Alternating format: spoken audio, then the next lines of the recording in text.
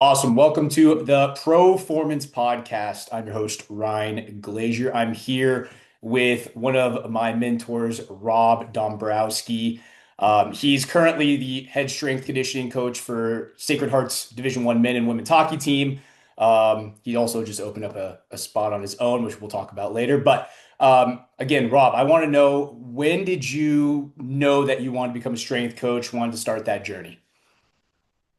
Well, number one, Ryan, thanks for having me on. Means a lot. You calling me a mentor. Seeing where you've gotten to from, the first day I met you to now, it's just, seeing you put your head down, grind. You're a student of the game. Your passion for training and just really to learn is incredible. So, really excited. It's come full circle to be here with you doing this. So I appreciate it, man. Appreciate it. But yeah, no. The way it started for me.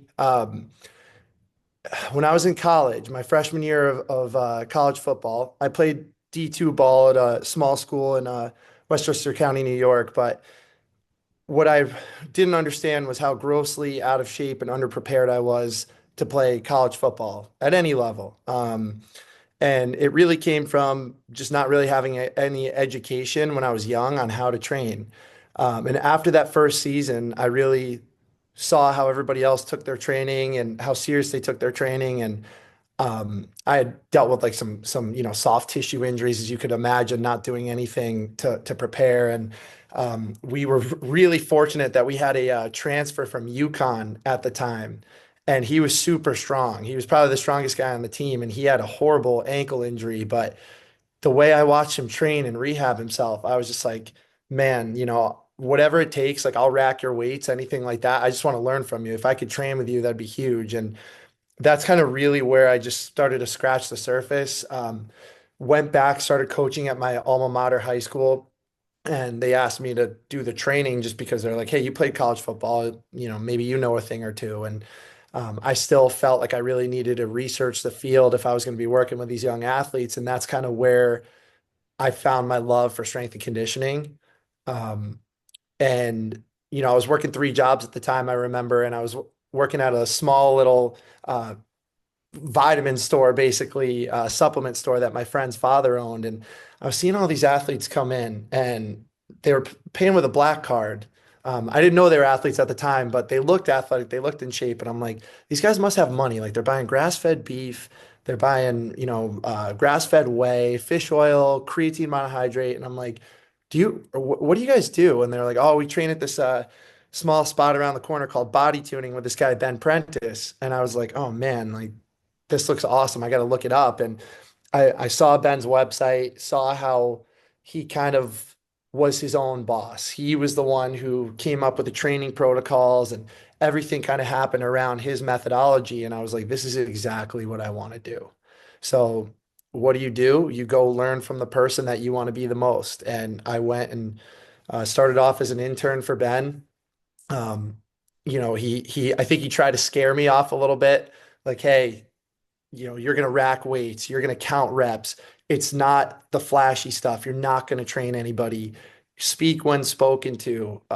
Whatever it requires of you to make this place run the right way, whether it's, hey, I might be swamped. I need you to walk my dog.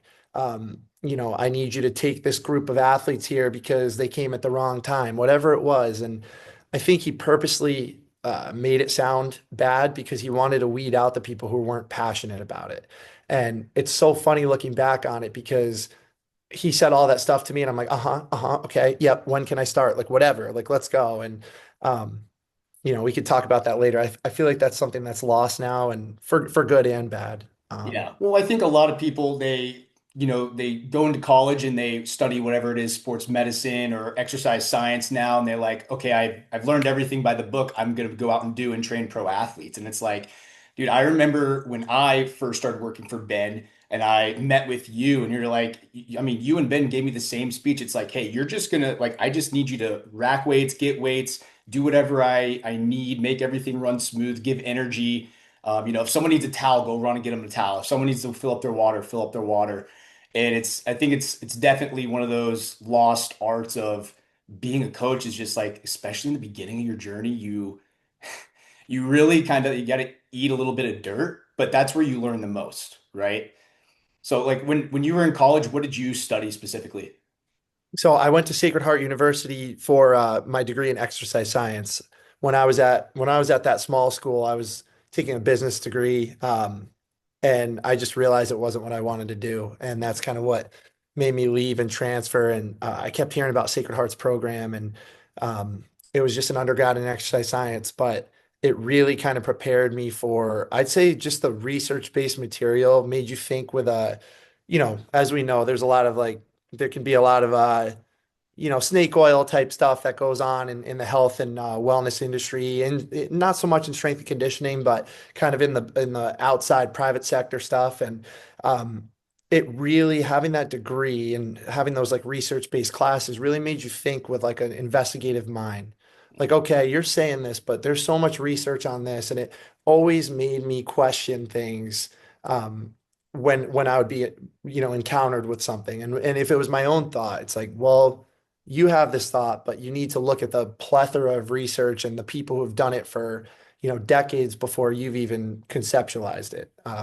So that was kind of the cool part about the education piece. Yeah, I think like so I ended up going to grad school for a year for exercise science, and that I was like that was the most fun I had in school because I was learning exactly what I wanted to learn, and it was all about strength conditioning. And so it was like after that, once I got out and started working, like when I applied to intern for Ben, I remember thinking like, I know so much. He's gonna see me the first week and be like, all right, start coaching clients. And I was like, and I was just so like you just have no idea. You get in there and like I remember the first probably month just watching like shadowing Ben, shadowing you, shadowing Brian. It's like I'm just learning all this stuff that I'm like, oh my God, I didn't learn this in school. Like, how do these guys know this? Like, where do I need to start reading? And it just like seeing it in action, I think is you just I mean, I think I learned more in my, I mean, I guess 4 years with Ben than the 5 years in college I spent. Yeah, I agree with you. Nothing beats the reps you get in the real world, in the real world experience. And I went through this time period where I was like back and forth, like, man, when coaches are asking me my journey, should I tell them it's one thing if you want to work in strength and conditioning in a team setting. But if you want to go on the private side, I go back and forth between, do you want to go to school and do that for your 4 years? Like you want the degree, you want to get your CSCS, everything like that. It's nice to have a diploma, but at the same time, it's like, what really got me ready was the real world experience. And I kind of look back on it now and I think going to school, again, getting that like investigative mindset with the research and things like that really helped. But it's a good point that you make, though. It's nothing beats the reps, nothing beats that. And you learn so much faster. And I think if, a lot of coaches, if you kind of go into those situations and really just try to calm your mind and, um, if you can kind of let go of the insecurity of, hey, I might not know something, you really can open yourself up to learning. And then when you can open up yourself to learning, that's when you can kind of take it and start to go. And I remember Ben's frustration with other kind of interns in my class, so to speak, when I worked with him was, um, I don't understand. You guys sit here and watch me do something for, 40 plus hours a week, and then it's your turn and you don't know how to do it. So what are you doing when we're in the trenches, when we're training people all week, and then I throw you out there and you're not doing what I show you? And I think it just comes back to having that active listening, conscious mind when you're in the moment. We have to be in the moment way more, especially when we're working with people. Yeah, no, I completely agree. Okay, going into so you graduated college, you worked at the high school for a bit, and then you found and started interning with Ben at Body Tuning. What did that journey kind of look like? Because you did end up becoming the director of performance for him. I think you worked for him for what, almost 10 years? Yeah, yeah, I worked for Ben for 9 years. That first year, I'd say that those first months of the summer, I came on in May, and we really didn't get rolling until June, but that was just interning. So that was just kind of the same thing I mentioned before. It was basically being Ben's assistant. So, Ben was leading the session. I'd be setting up whatever equipment we'd be using, recording the weights in his computer or writing down the weights and times and everything in his computer. And if it was like, hey, let's, let's do some extra mobility work at the end of the session, or hey, start warming up this guy. It was kind of learning how to do that. And um, to his success, he had so many people, so many clients in the summer, but just like anything with athletic training, training athletes, come September, personal training and sports performance on the private side, it comes a ghost town. So September rolls around, and a lot of our employees were seasonal. They would go back to work with whatever team they were working with. Ben's like, hey, listen, now we really only have general population clients. We've got a couple teams who come and train in the afternoon. It's not much.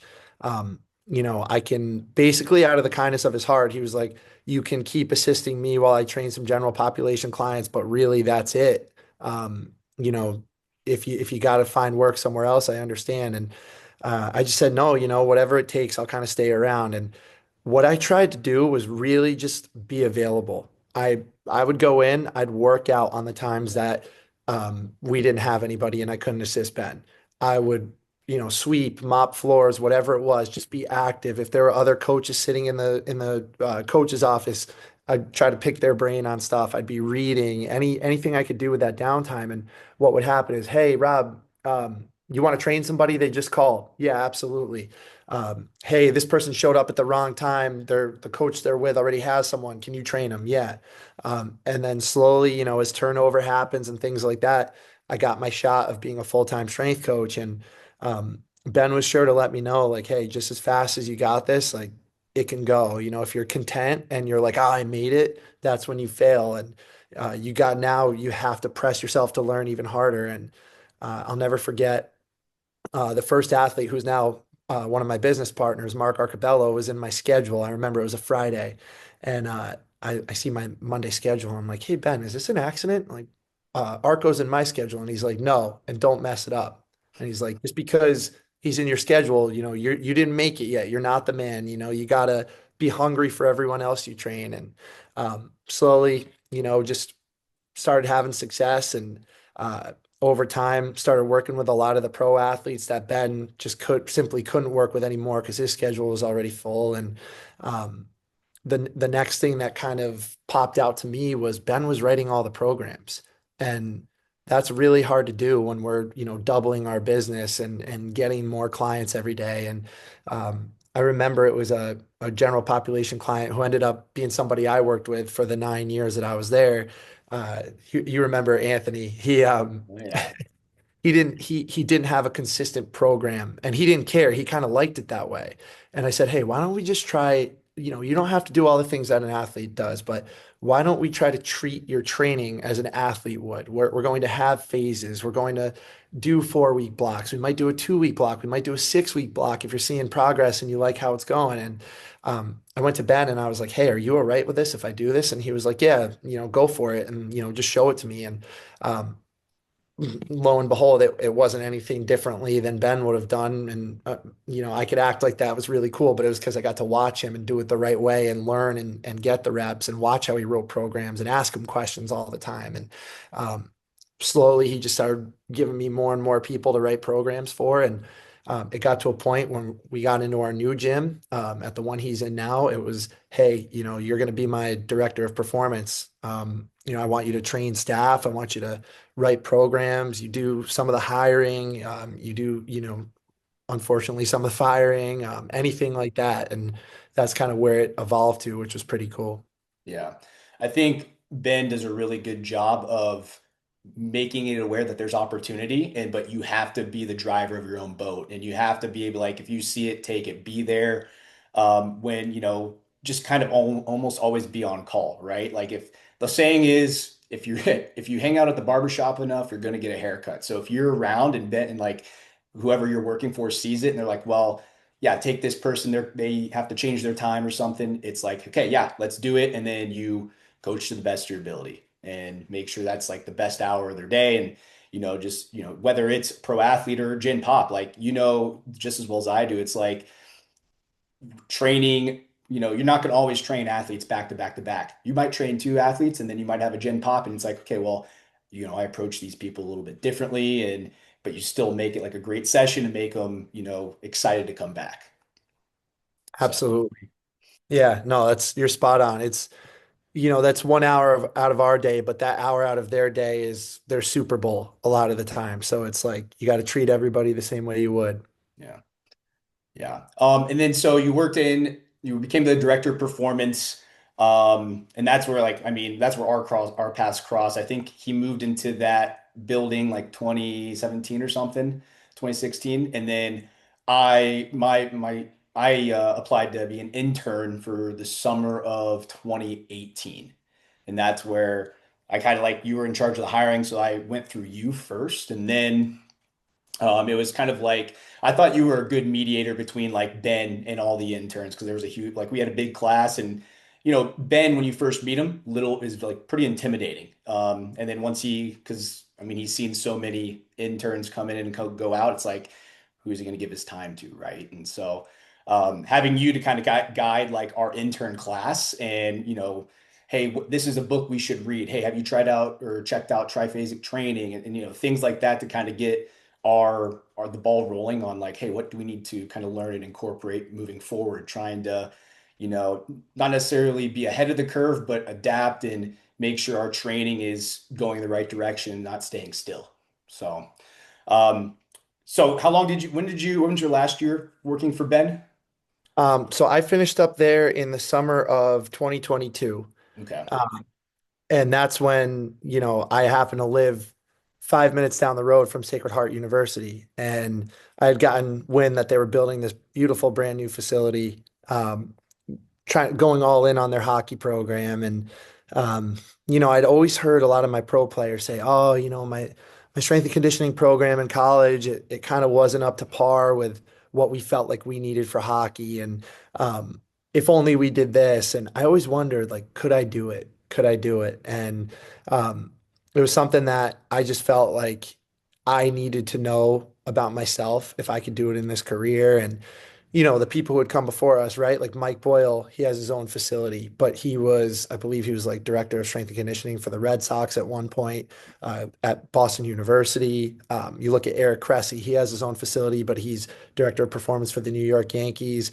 You've got Ben, who, he had his own facility. He started in the private sector, but he did the same thing at BU, does the same thing with the New York Rangers in terms of their like consulting for their strength and conditioning. So to me, it was just like, I've seen the greats do this. I want to know if I have what it takes.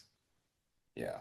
And I know like especially in our field, at least whenever I was graduating and looking for where I wanted to work or where, any opportunity, I know that there's definitely some skepticism going from, working as a GA at a college, going into private sector. It's really hard, or they say it's really hard to go from private sector back to the college setting. It's, a lot of it definitely has to be, your network that you build along the way there.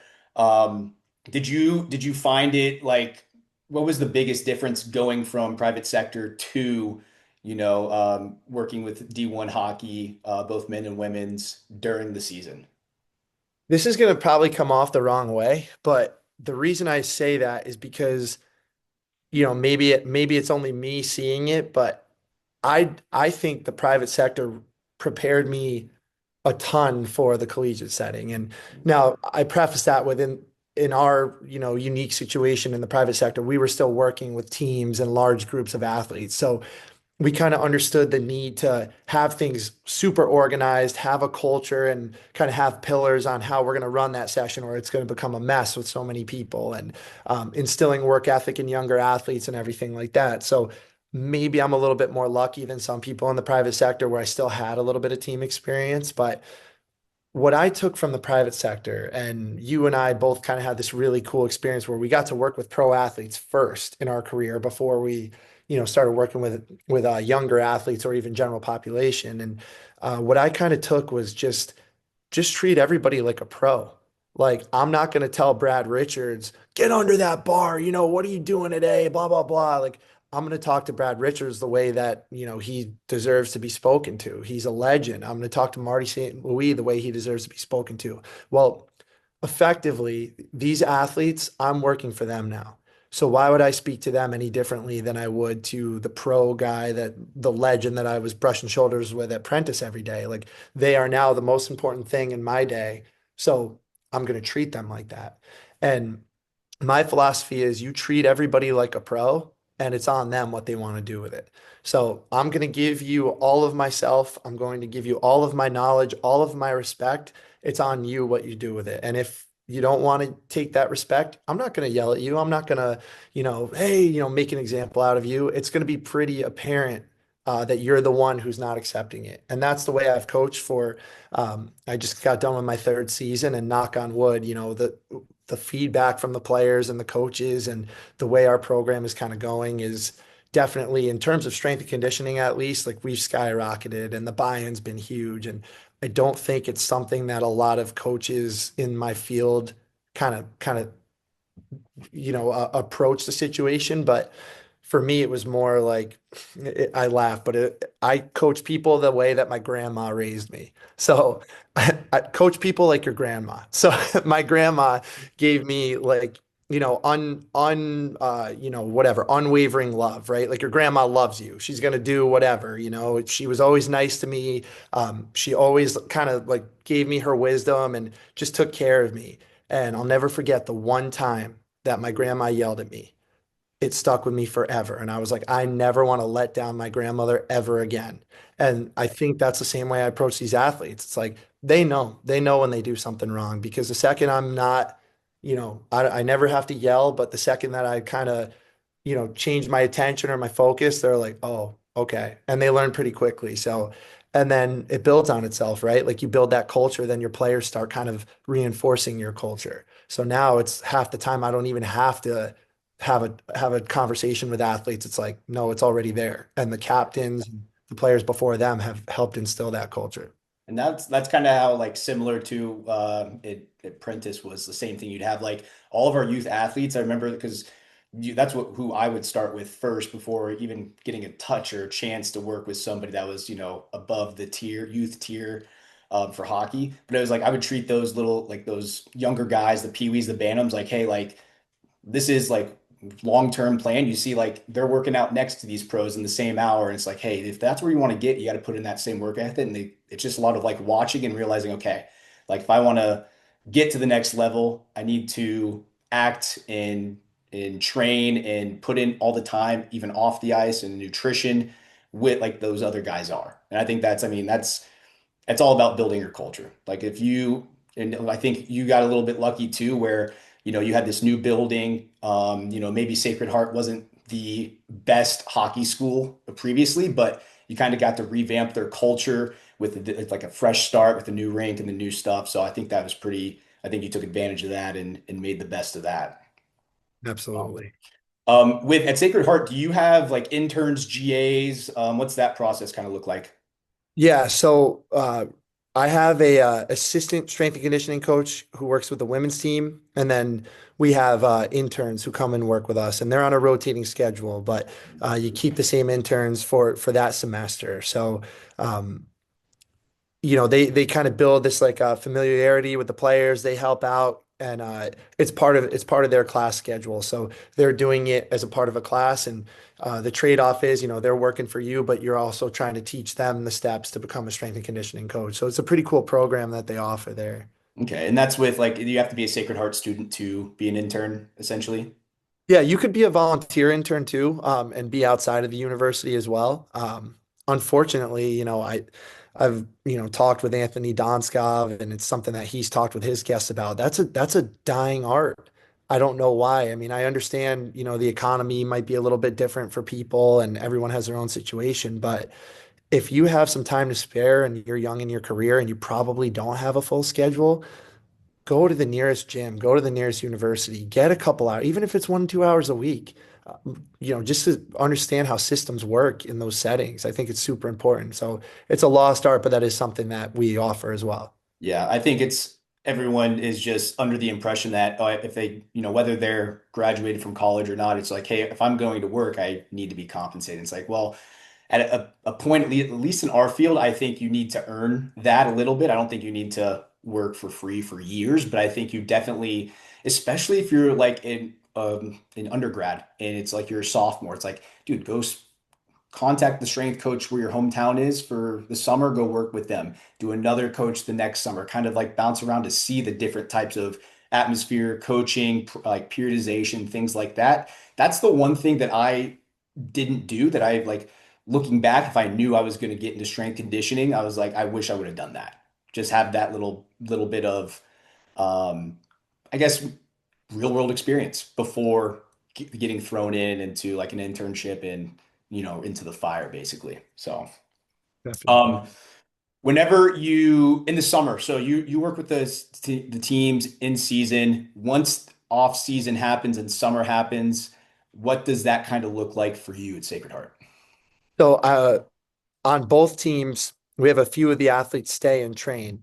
So we're not quite there yet. So we don't offer like a summer session for the athletes to come in and take courses. And you know, when you can do that, you can get more athletes essentially to come and train with you that way. Their room and board might be taken care of, but in our situation, we basically have athletes who on their own will come and train. They're not taking summer courses. They're just here on their own because they want to. And we usually have anywhere from 5 to 10 players on each team who stay and do that. And it's usually, knock on wood, it's usually the core players, the ones who are kind of invested in next season. And sometimes it's a couple athletes who stay back in rehab, but it's usually a pretty cool, tight-knit group. And it's really awesome because it becomes this organic thing where they are the ones who build the culture. They kind of build the culture, and slowly on each team, new transfers, new recruits, incoming freshmen start walking in through the doors a little earlier. They get here in August and they see these 5 to 10 players on each team who have been going already and who, they've been skating already as well and working together and have this cohesion. And it really kind of kickstarts them to start, whatever they can do to kind of fall into line and understand how we do things. So that's been huge. And then when I'm not doing that, I'm running my own business. So, we just opened the gym here where I've got anywhere from 100 to 150 athletes who come in and work with me and my staff. And we were doing it kind of in like a summer clinic type fashion where we had these big, large groups of athletes coming in to train. And now moving over here, what's pretty cool is we have a little bit more space and a little bit more of an ability to customize too. So we can train small groups while we train large groups, just kind of giving athletes more options. So we have a few older athletes who might work with us, and you're not going to be in a large group with an athlete who can, let's say an athlete can squat like 135, and then you've got another athlete who can squat 300. They probably need a little bit more attention. So just being able to have options and flexibility has been really cool. And that's anywhere from athletes 9 years old all the way up to pros. So it's been a really cool experience. And I think something I missed was just being able to work with different sports. Having different age groups, working with youth athletes again, hoping to get back into working with general population as well. And just, I feel like the more you can kind of be flexible in your training approach, the more you keep your mind sharp, the more you're going to stay up on new trends, on research, everything like that. Yeah. No, it seems like kind of like a seamless transition there. Has the gym idea kind of been in the works for a couple of years, or was it just like, hey, right place, right time? How did that kind of come about? Yeah. So um, I always dreamed of being a gym owner, but I was pretty close. I was really close during COVID, actually, when COVID hit and we didn't know what would happen. As the world started coming back and things looked like they were going to be okay, I was really, really getting the itch to open my own facility. And I had seen I guess the amount of like why am I at a loss for words right now? The amount of kind of loyalty that clients have when they work with you because it's such a personal thing. Um, so I had a lot of people who wanted to keep training with me who, maybe they weren't getting a paycheck coming in from work and they were like, "Hey, I don't care if we go through FaceTime, if we go through Zoom. I've got to keep working with you. It's part of my life. It's part of my daily routine, and I'll find a way to make it work." And you saw that loyalty, and you kind of saw that passion for people to continue working with you, and you're like, I can do this on my own. So I had a point where I was close, and then, um, you know, kind of when everything you're still uncertain, you're still not quite sure. And um, I always wanted to have a family, and I said, maybe the right thing is to kind of just sit, wait, see what happens with the world. And I really just kind of put my head down, worked, and spent time on becoming a better father and husband. And I wouldn't have been able to do that without COVID. So I'm sure a lot of people say the same thing. It organically brings you in closer and makes you realize what's the most important thing in life. And I wouldn't be able to be where I'm at if I didn't have those months of, kind of rebuilding myself and my values. And I realized, like, hey, let's just enjoy this time with family. And when Sacred Heart rolled around, I was like, you know what? I don't know if I need to be a business owner. I don't know if I need to be a gym owner, and just put my head down and did that. But um, what ended up happening, and you never know who you're going to work with, and this is why you kind of treat people the right way, treat everybody the same, is because you never know where it's going to take you in life. And my first two pro athletes that I ever worked with, they're getting to the point where they're coming towards the end of their careers, and they've always enjoyed training. And the first thing they always mentioned to me was, hey, when you want to open a gym, you let me know. And it started to kind of become more of a reality for me of like, hey, I talk with them. And again, I saw those people who would still reach out to me and want to train. And I was like, you know what, why can't I do both? Again, like, why couldn't I go from private sector to collegiate? Why can't I go from collegiate to private sector? Why can't I do both? And that's where I'm at now is, you know, you do both to the best of your ability because you love it. And yeah, it's a lot of work, but it doesn't feel like work to me because I love both of them. Yeah.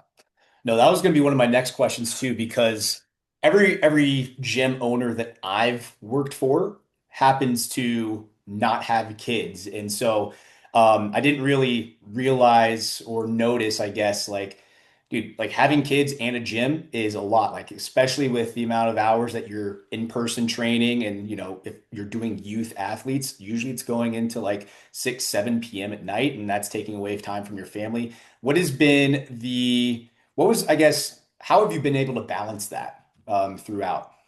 Well, I definitely won't lie and say I'm Superman or anything like that. Number one, there are peaks and valleys at all times, but it's going to sound cheesy, but I try to tell younger coaches this is have a significant other. If you're going to have a significant other who you kind of set those expectations with, and but supportive. And I think what I learned over my time of being a young coach and really trying to immerse myself in training and maybe not making myself emotionally available to other people. And, maybe my social life took a hit a little bit when I realized that those things were kind of happening from my passion. Well, I certainly didn't want to be alone, but I wanted to make sure that the next person that I met understood what my day was going to look like and what my commitments were going to be. And she, I was able to kind of tell her that, and she was like, let's go. And, you, again, it gets cheesy, but you take those vows of marriage and you mean them. And we've always said, hey, we're going to always focus on us first. And as long as we're good, everything else is going to be good. So the biggest thing is just communicating with us and making sure, hey, I'm going to be doing this till 6 to 8 o'clock at night most of these days. How do I get your back when it's my turn, when it's your turn? Well, all right. So the weekends are going to be more of her busy days.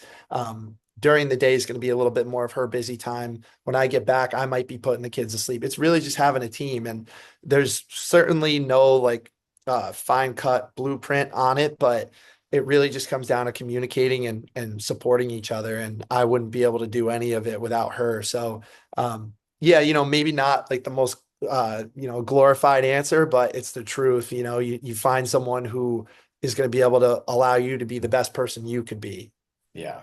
No, I think it definitely takes a special, like a certain type of partner to be there and be like, hey, I get it. You're doing this. I'm gonna, pick up slack here. You can pick up the slack later. It's all good. I know that's like the biggest thing that I've noticed in my journey is, And I think I kind of romanticize it, but being single when you first start out, when you can, like, you don't have that thought in the back of the head, like, oh, I got to go home to my girlfriend, wife, or whatever. I can just stay at the gym all hours.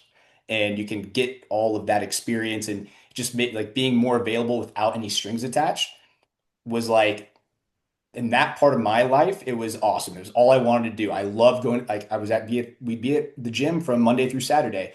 And even Saturday, after I'd get done training at 1, I'd train myself a little bit and take my time getting out of there.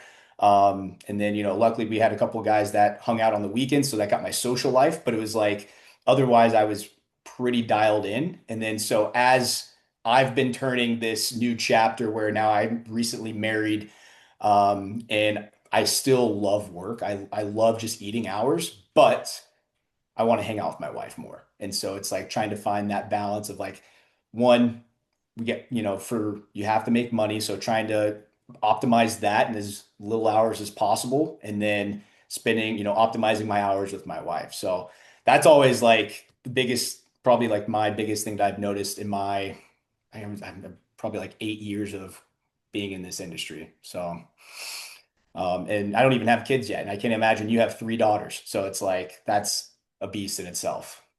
Yeah, and I think, I know there's a book on it, and I've got to confess I've never read the book, but I think it's called The Power of No or something like that. And that's still something that I'm learning, but it's something that I'm realizing I have to just do. And you want to say yes to everybody. We're in a field where we want to be as accommodating as possible to the people that we're working with and new clients. And it's really just maybe it's not necessarily saying no to somebody, but maybe it's, hey, no to your phone at this point.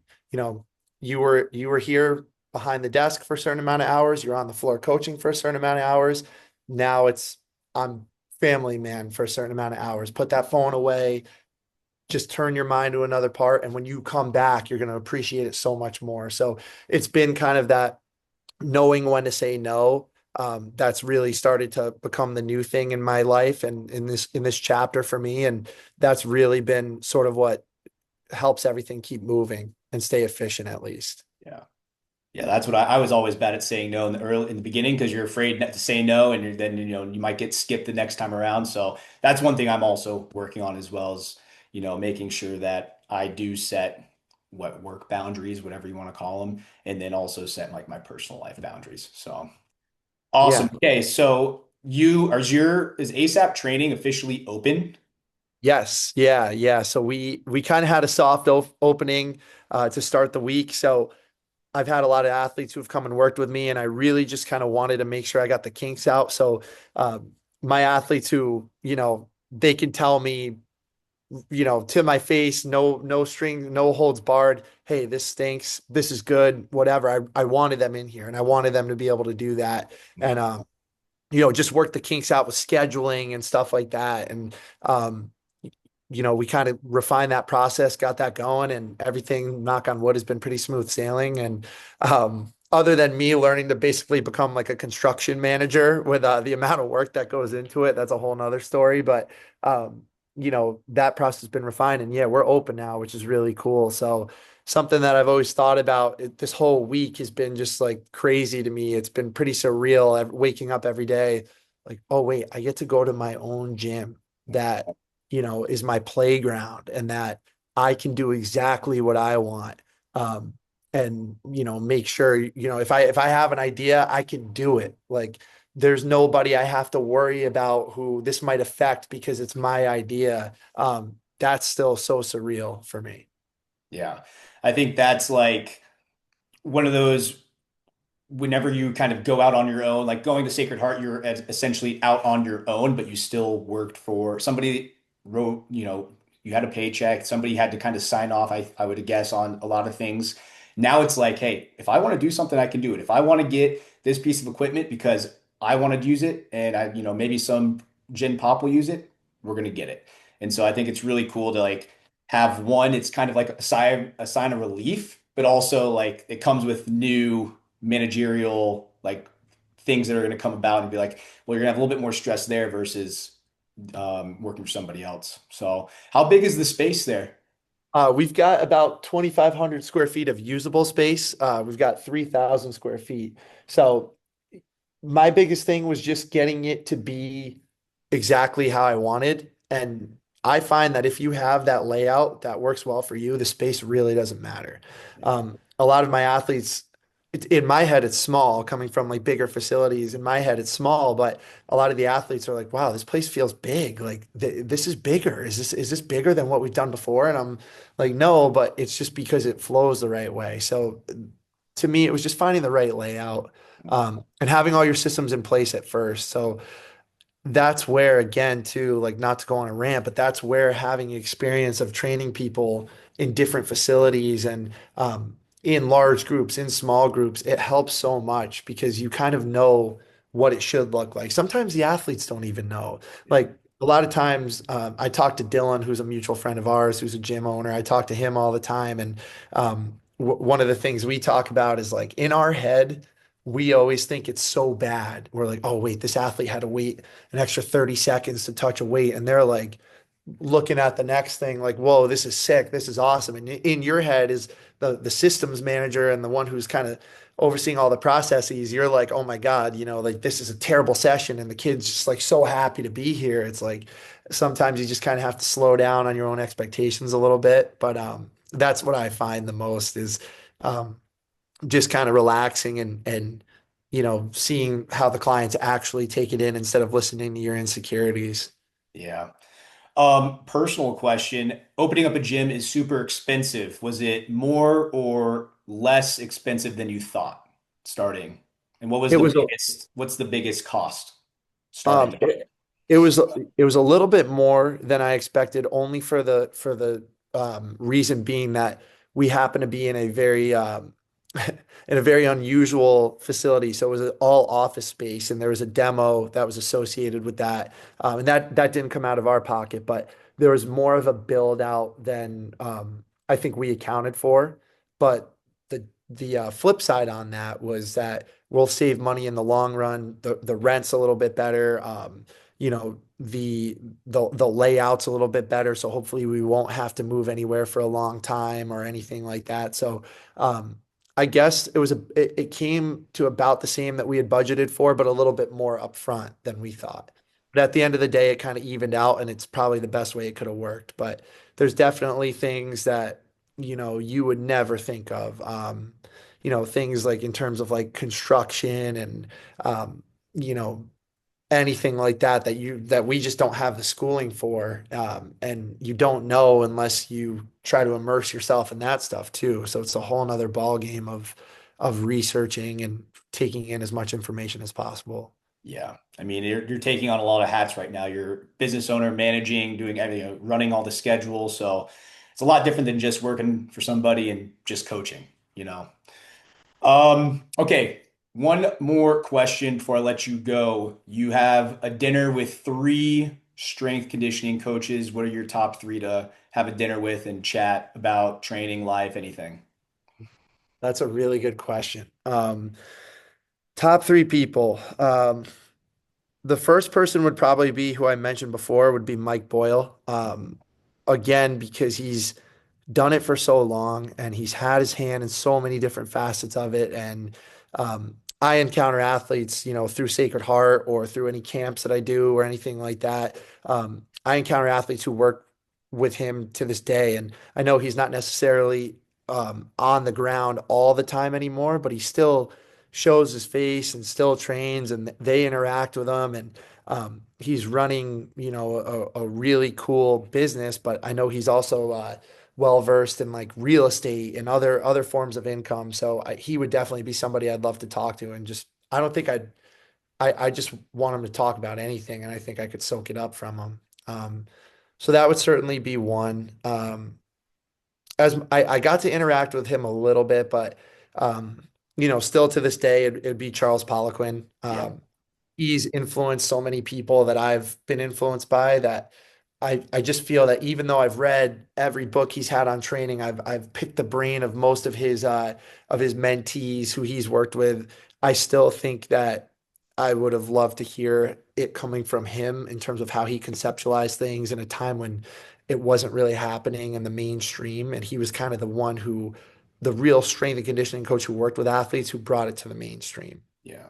Um, The third one is going to be a little bit, it's going to be a little bit unorthodox, I think, but it would be a really young strength coach who he's just in this time right now. And I'm not seeing them because they're in finals, but it would be this time right now where they might not have a job yet, but school, everything is kind of coming to an end, and life as they have known it for the last 4 years or 6 years, if they're in grad school or whatever, is coming to an end. So it's, what are you thinking now? And I think, you know, I look back on those times and I remember just being so nervous to be the guy that didn't have a job out of college um well, hey, am I actually going to be good at this? Like all this money that I'm going to be paying loans on and everything like that. Like, is this going to all be for nothing? And um I think, I number one, I'd want to pay it forward to that person. And I get to sometimes when I interact with these athletes or these people, but being able to pay it forward, but also it would be refreshing again to hear those like those thoughts and those insecurities because it keeps you humble and kind of keeps you remembering where you came from and it um, definitely makes you value what you have now. So I think that would be my third. Yeah.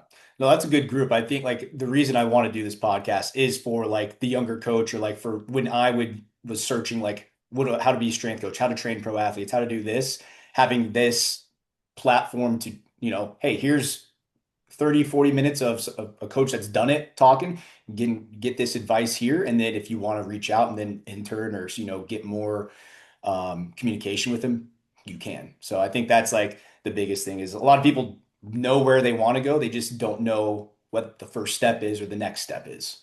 So, Definitely. Rob, I appreciate your time. I know you're super busy right now. Where can everybody find you on the internet? Yeah, best places to be would be on just on my social media. So my Instagram page at Rob Dombrowski. That's where I'm kind of always posting my ideas and my stuff for training. And then our training facility is at ASAP Training CT. So you can check that out too. Yeah, and that's in Fairfield, right? Yep, Fairfield, Connecticut. Perfect. Awesome, Rob. Appreciate you having some time for me today. Um, I hope to talk more about like training and stuff later on, but appreciate you hopping on. All right, man. Absolutely, man. Anytime. I'm excited to keep hearing future episodes too. Thanks for Yes. having me on. No, thank you, sir.